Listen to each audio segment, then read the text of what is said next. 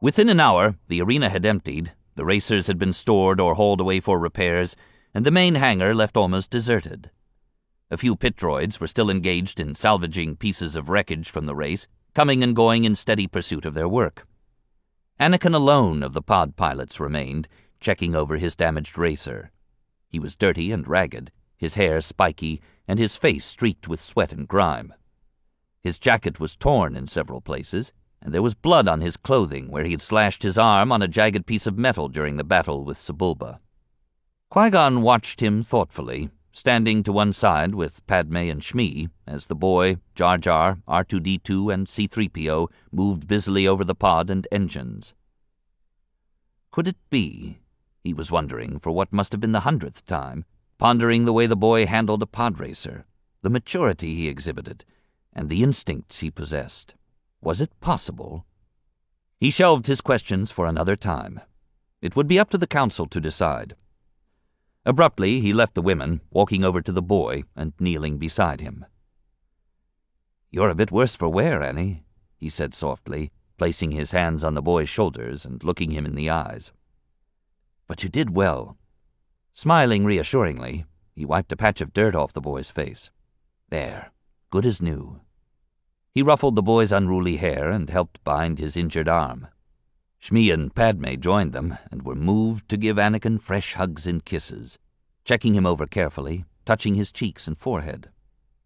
"Aw, gee, enough of this," the boy mumbled in embarrassment. His mother smiled, shaking her head. "It's so wonderful, Annie, what you've done here. Do you know? You've brought hope to those who have none. I'm so very proud of you." "We owe you everything," Padmé added quickly, giving him an intense, warm look. Anakin blushed scarlet. "Just feeling this good is worth anything," he declared, smiling back. Qui-Gon walked over to where the hyperdrive parts were loaded on an anti-grav repulsor sled harnessed to a pair of EOPs. Watto had made delivery as promised, though not without considerable grumbling and a barrage of thinly veiled threats. Qui-Gon checked the container straps, glanced out into the midday heat, and walked back to the others. "Padmé, Jar Jar, let's go," he ordered abruptly. "We've got to get these parts back to the ship." The group moved over to the EOPs, laughing and talking. Padmé hugged and kissed Anakin again, then climbed onto one of the EOPs behind Qui-Gon, taking hold of his waist. Jar Jar swung onto the second animal and promptly slid off the other side, collapsing in a heap. R2-D2 beeped encouragingly as the Gungan tried again, this time managing to keep his seat. Goodbyes and thank yous were exchanged, but it was an awkward moment for Anakin. He looked as if he wanted to say something to Padmé, moving up beside her momentarily, staring up at her expectantly. But all he could manage was a sad, confused look. Slowly, the EOPs began to move off, Anakin and his mother standing with C-3PO, waving after. "I'll return the EOPs by midday," Qui-Gon promised, calling over his shoulder. Padmé did not look back at all. Qui-Gon Jinn and company rode out of Mos Espa into the Tatooine desert, R2-D2 leading the way, rolling along in front of the EOPs and sled at a steady pace. The suns were rising quickly to a midday position in the sky, and the heat rose off the sand in waves. But the journey back to the Queen's transport was accomplished swiftly and without incident.